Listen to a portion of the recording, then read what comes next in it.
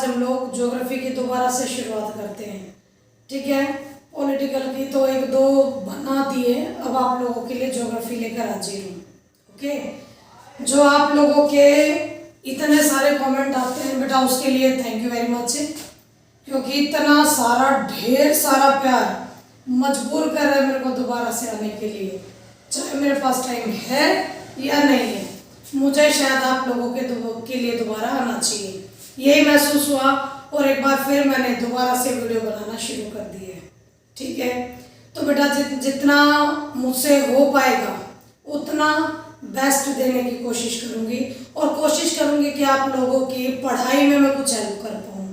Okay, चलिए बेटा, ये चैप्टर नंबर 6 आप लोग का इंडिया वाली बुक का ज्योग्राफी का। इस चैप्टर को लेकर बच्चे बड़ा कंफ्यूज रहते हैं कि इसमें हम लोग क्या क्या याद करें, इसलिए जो चीज़ लेके आने क्यों एक एक नंबर के क्वेश्चन वैसे ही आ गए पेपर में।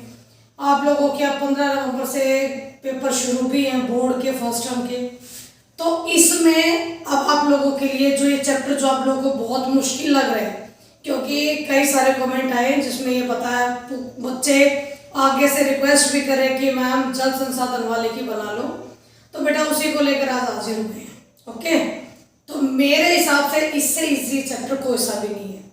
सबसे पहली बात तो यही समझ लो। अब इसकी शुरुआत करते हैं। देखो बेटा, पानी के बारे में आप लोग जानते होंगे, जो ये जल संसाधन है इतना इम्पोर्टेंट पार्ट हमारी लाइफ का कि हम लोग इसको 6th क्लास से ही पढ़ना शुरू कर देते हैं। आपकी हर साल की ज्योग्राफी में 6 to 12 हर साल की ज्योग्राफी में जल से रिलेटेड चैप्टर जरूर मिलते हैं। ठीक है, तो हमारी 12th में भी है, लेकिन इसका क्राइटेरिया थोड़ा सा बड़ा हो गया है। ठीक है, बड़े में क्या हुआ वही शुरू करते हैं। देखो बेटा, जल संसाधन जब हम पढ़ते हैं तो हम दो तरह के जल संसाधन पढ़ते हैं। एक तो धरातलीय जल संसाधन है, दूसरा भूमजल संसाधन है। ठीक है, धरातलीय जल संसाधन धरातलीय यानी जो जल हमें धरातल के ऊपर मिलता है वो हमारा धरातलीय जल संसाधन है। ठीक है, और जो हमें धरातल के नीचे यानी भूमि के अंदर मिलता है वो हमारा भूमजल संसाधन होता है। ठीक है, तो सबसे पहले तो बेटा इसका मीनिंग समझ कर ही हम लोग चैप्टर की शुरुआत करेंगे। स्टार्टिंग में बेटा ज्योग्राफी एक ऐसा सब्जेक्ट होता है, या फिर जितने भी तुम लोग चैप्टर पढ़ोगे ना उसमें आपको लगेगा कि हर एक लाइन में आपका 1 नंबर का क्वेश्चन रेडी हो रहा है। बिल्कुल, मैं भी यही मानती हूँ। अब इसको लेकर हम लोग स्टेप बाय स्टेप जो कॉमन है, जहां पर हमारे 1 नंबर के क्वेश्चन रेडी हो सकते हैं, उसी के अकॉर्डिंग मैंने ये शुरू कर दिया है। अब के बच्चों के लिए ये 1 मार्क्स के अकॉर्डिंग इस्तेमाल होगा और आने वाले बच्चों के लिए ये लॉन्ग में भी इस्तेमाल हो जाएगा।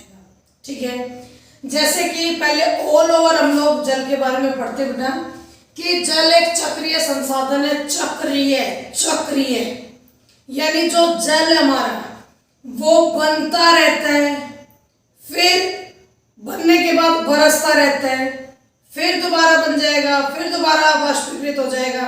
अरे जल चक्र पढ़ा है ना हम लोगों ने।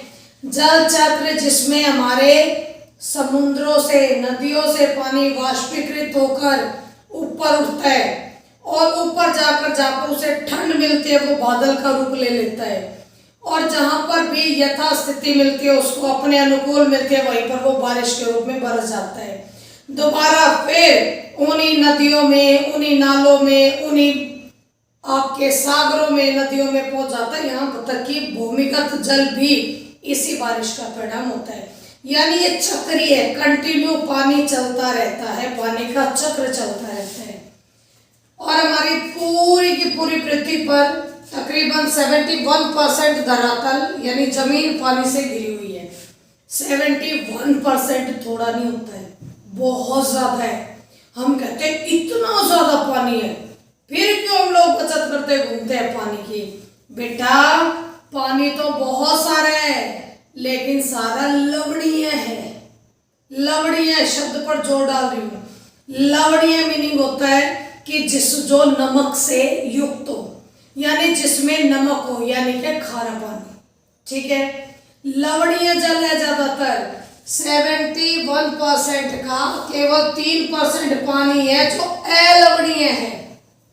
अलवणीय यानी कि मीठा जल, जो पीने योग्य जल है। हम लोग 71% को देखकर काम नहीं करेंगे, हम लोग 3% को देखकर काम करेंगे। ठीक है, अब ये जो 3% है ये भी हम लोगों को टैप को ऑन करते ही हमारी बाल्टी भर जाएगी, हमें पानी मिल जाएगा, ऐसा पॉसिबल नहीं है। जो 3% पानी है भी बेटा वो हमारा ग्लेशियर्स में है, ज्यादातर आपका बर्फ के रूप में। जब वे पिघलती हैं, नदियां निकलती हैं, तब जाकर हमें वो पानी प्राप्त होता है। इसीलिए हम लोग लगातार जल बचाओ, जल ही जीवन है, पता नहीं कितने तरह के नारे लगाते हैं और कहते हैं कि बेटा जी जल को बचाओ। आप जागरूक हो जाओगे तो सारी दुनिया धीरे धीरे जागरूक हो जाएगी। चलिए, अब हमारे चैप्टर का फर्स्ट टॉपिक है भारत के जल संसाधन, यानी भारत के बारे में पढ़ेंगे कि वैश्विक स्तर पर भारत कहाँ बिलोंग करता है। विश्व के धरातल का 2.4% पार्ट इंडिया का है, यानी अगर जमीनी लेवल पर देखा जाए तो पूरे 100% मान लो विश्व की जमीन है तो उसमें से 2.45% अकेला इंडिया बसता है। ठीक है, धरातल ये हिस्सा 2.45% है। हमारे भारत में जो जल संसाधन है वो 4% है, यानी टोटल आपका जल संसाधन 4% है पूरे विश्व का। और जनसंख्या का 16% जनसंख्या भारत में निवास करती है। ये वैश्विक स्तर के हैं बेटा कि पूरे विश्व में भारत कहाँ स्टैंड करता है। ठीक है, इसके बाद हमारा नेक्स्ट पॉइंट भारत के बारे में ही कि धरातलीय जल यानी जो जमीन के ऊपर पाया जाता है और पुनः पूर्ति भौम जल यानी दोनों ही तरह का जल हमारी पृथ्वी के ऊपर 1869 घन किलोमीटर जल उपलब्ध है, यानी 1869 घन किलोमीटर। काफी बड़ी संख्या में है क्योंकि भारत नदियों का देश है और मानसूनी पवनें यहाँ पर खूब बारिश करती हैं। ठीक है, लेकिन उसके बावजूद भी 1869 का यानी इसका 60% इस्तेमाल कर पाते हैं हम लोग, 40% इससे को हम लोग इस्तेमाल नहीं कर पाते हैं। ठीक है, तो यहाँ पर ये 60% याद रखना चाहिए बेटा। 1869 का यानी 1869 घन किलोमीटर का केवल 60% ही हम इस्तेमाल करते हैं और इस प्रकार कुल उपयोगी जल हमारे पास केवल और केवल 1122 घन किलोमीटर ही बचता है जिसे भारतवासी इस्तेमाल करते हैं। ठीक है, ये वो क्राइटेरिया बेटा जो आप लोगों को 1 मार्क्स के लिए भी रेडी करेगा। ठीक है, इसके बाद हम लोग धरातलीय जल पे आ जाते हैं बेटा, जो धरातल के ऊपर पाया जाता है। यहाँ पर आप लोगों को समझाया था धरातलीय जल हमें कहाँ कहाँ से प्राप्त होता है। धरातलीय जल के ये है सारे आप लोगों के स्रोत। ठीक है, ये सारे आप लोगों के स्रोत हैं कि हमें धरातलीय जल कहाँ कहाँ मिलता है। नदियों में, झीलों में, तलैया में, तालाब में। तालाब का जो छोटा रूप है उसी को तलैया बोलते हैं। ठीक है, तो बेटा इनमें हमारे धरातल के ऊपर पानी पाया जाता है और इसी के मद्देनजर हमारे देश में हम नदियों की बात करेंगे क्योंकि भारत को वैसे भी नदियों का देश ही बोला जाता है। नदियों का देश इसलिए बोला जाता है क्योंकि भारत में तकरीबन कुल बड़ी बड़ी नदियां प्लस में उसकी सहायक नदियां, कुल नदियां और उसकी सहायक नदियां तकरीबन 10,360 है। 10,360 रिवर्स इंडिया में है, बहुत बड़ी है। जब बच्चों को क्लासेस में बताया ना ओके अच्छा मैम इतनी सारी नदियां हमारे पास। ठीक है, तो बेटा भारत में काफ़ी सारी नदियां हैं जिसकी लंबाई 1.6 किलोमीटर मानी जाती है। इसके बाद बेटा कि हमारे नदी बेसिनों में वार्षिक प्रवाह यानी हर साल तकरीबन 1869 घन किलोमीटर जो जल है वो उपलब्ध रहता है। वार्षिक बोला है, हर साल की बात बोल रहे हैं। इसके बाद है कि ये जो पानी है ये स्थलाकृतिक जलीय, स्थलाकृतिक होता है बेटा स्थल की आकृति, ठीक है, भूमि की आकृति, स्थलाकृति, जलीय यानी जल और अन्य दबाव के कारण हम केवल 1869 घन किलोमीटर में से केवल 690 घन किलोमीटर यानी कि केवल और केवल 32% ही जल का उपयोग कर पाते हैं। ठीक है, अपने आप में बहुत बड़ी बात है कि पानी उपलब्ध है लेकिन हम उसका इस्तेमाल नहीं कर पाते हैं। उसका केवल 32% हिस्सा ही हम लोग इस्तेमाल करते हैं। ठीक है, धरातलीय जल वर्षा पर निर्भर होता है। बिल्कुल करेक्ट है भाई, जितनी ज्यादा बारिश होगी उतना हमारी भूमि के ऊपर पानी ज्यादा मिलेगा।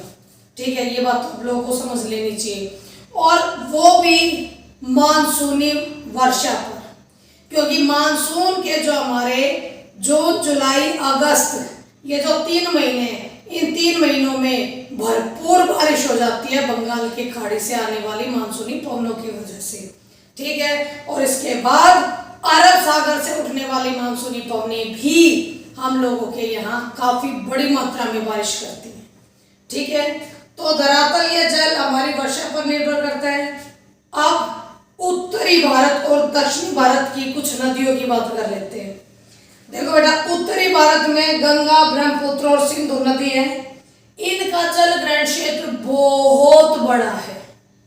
सुना भी होगा कि जितनी बड़ी गंगा है, जितना ज्यादा पानी लेकर ब्रह्मपुत्र, जितना ज्यादा पानी लेकर सिंधु चलती है, इतना जल भरण क्षेत्र और किसी का नहीं मिलता है। ठीक है, और रही गई उत्तरी भारत की है तो 12मासी नदियां हैं, बर्फ पिघलती रहती है और वो पिघली बर्फ से पानी चलता रहता है, बनता रहता है, तो ये कभी सूखने वाली नदियां नहीं है। ठीक है, इसके बाद आता है बेटा कि ये नदियां देश के कुल क्षेत्र के लगभग 1/3 भाग पर पाई जाती है, यानी पूरे देश के 1/3 पार्ट पर, यानी 100 में से 25% हिस्से पर आपकी इन नदियों के कारण पानी पानी है। ठीक है, और